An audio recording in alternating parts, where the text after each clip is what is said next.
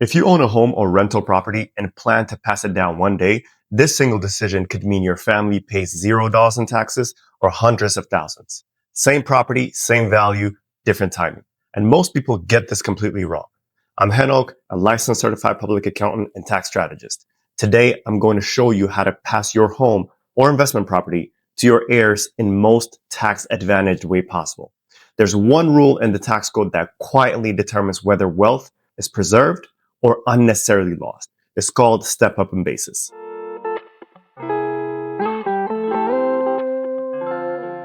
As people get older or as they start building real wealth through real estate, one question eventually comes up. What should I do with my property? For some people, it's the home they raise their kids in. For others, it's a rental property or maybe a small portfolio they've built over decades. But no matter which bucket you're in, the thought is usually the same. Should I just give this to my kids now or let them deal with it later? See, for most parents, gifting early feels like the right thing to do. You get to see your kids benefit from it. You feel like you're helping them get ahead. And honestly, it feels cleaner. Like you're simplifying things before anything happens to you. And a lot of people also believe that transferring property early avoids complications later. But here's what almost no one realizes.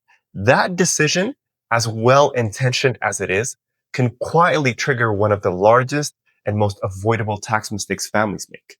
Not because you did anything wrong, not because you were careless, but because no one ever explained how the tax rules actually work behind the scenes. And once this decision is made, there's usually no undo button. The IRS doesn't warn you. There's no pop-up that says, hey, this might cost your family six figures. They simply apply the rules as written. Before we talk about step up in basis, we have to make sure one thing is crystal clear, because this is where almost all the confusion starts. When the IRS talks about basis, they're really just asking one simple question. How much did you pay for that asset? That's it. If you bought a home or a rental property for $100,000, then your basis is the $100,000. Now, fast forward 20 or 30 years later, that same property might be worth $300,000, $700,000, or even over $1 million. When that property is sold, the IRS does not tax the entire sell price. They tax the difference between what it sells for and what your basis was. That difference is called a capital gain. Now, I want to pause for a second and make something very clear here. This does not apply only to retirees. This applies to people who are still working. It applies to business owners, and it absolutely applies to real estate investors. If you own property that has gone up in value, even if you're not planning to sell, this rule is already working quietly in the background. And the moment that the property changes hands, intentionally or accidentally, the tax outcome becomes locked in.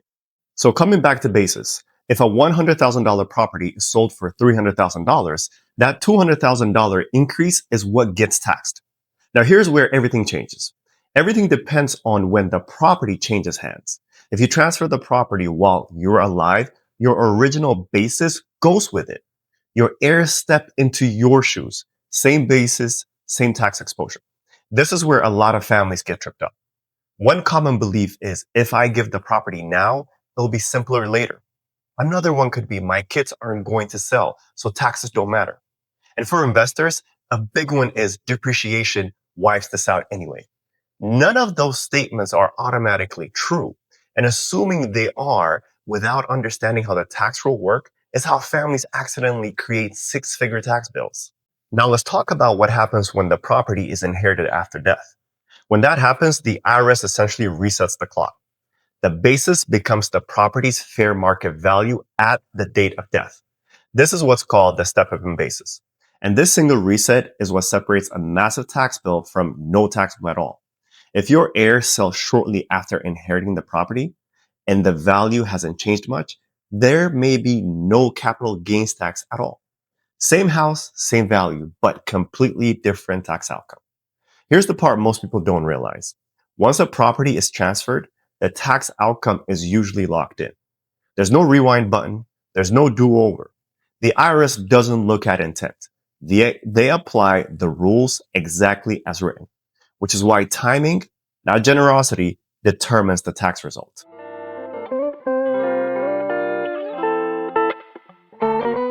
Let's walk through a real example because this is where everything usually clicks. Imagine a parent named Sarah. 30 years ago, Sarah bought a home for $100,000. At the time, it was just a regular house, nothing fancy, but she held on to it. Over the years, the neighborhood improved, the market appreciated, and today, that same home is worth $1 million. Sarah wants to do the right thing. She wants to help her son Jake. So she decides to give him the house while she's still alive. On the surface, that feels generous. It feels responsible. It feels like she's helping him get ahead. But here's what actually happens. When Sarah gifts the home to Jake, the IRS doesn't see a kind gesture. They see a transfer. Jake doesn't receive the home at today's value. He receives it with Sarah's original basis, $100,000. Nothing resets, nothing updates. A few months later, Jake decides to sell the house. The sell price is $1 million. The basis is still $100,000. That means Jake now has a $900,000 capital gain. At a 20% federal capital gains rate, that's $180,000 owed to the IRS. And that's before factoring in any state capital gains taxes. So without realizing it, Sarah just handed her son a nearly $200,000 tax bill. This is the part that shocks most families. They didn't do anything aggressive. They didn't use loopholes. They weren't trying to game the system. They were simply trying to help. But good intentions don't override tax laws. The rule applies the same way whether you understand them or not. Now let's look at the exact same house with a different timeline. Sarah keeps the home in her name. She continues living her life. And years later, she passed away. Jake inherits the property through her estate. At the date of Sarah's death, the home is still worth $1 million. Because of the step-up in basis, Jake's new basis becomes the $1 million, not the $100,000, not somewhere in between, the full market value. Now, Jake sells the home shortly after inheriting it. Sell price $1 million, basis $1 million, and capital gains, $0. No federal capital gains tax, no state capital gains tax either. Same house, same value, but radically different tax outcome.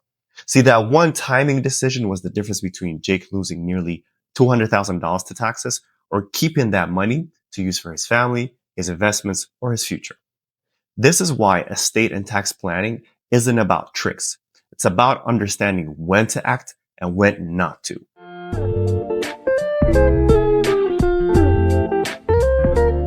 Now, a lot of people hear this and think, okay, that makes a lot of sense for primary residence. But this rule does not stop there. Everything we just talked about also applies to rental properties and real estate investments. Single-family rentals, small multifamilies, properties you've held for decades. Same rule, same tax treatment. If you're a real estate investor, this actually matters even more because investors usually have a larger appreciation and longer holding periods, which means the gap between your original basis and today's value is often massive. And that gap is exactly what capital gains taxes target. Here's another important point that gets misunderstood. A lot of investors assume that because they've taken depreciation, step-up in basis does not apply. That's not how that works. Depreciation lowers your basis while you're alive. But when a property is inherited, the basis is reset to fair market value, regardless of prior depreciation, which means decades of depreciation can effectively disappear for tax purposes. That's a huge deal.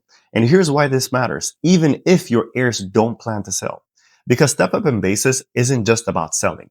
It determines future depreciation, future refinancing decisions, and long-term flexibility. Your heirs start fresh.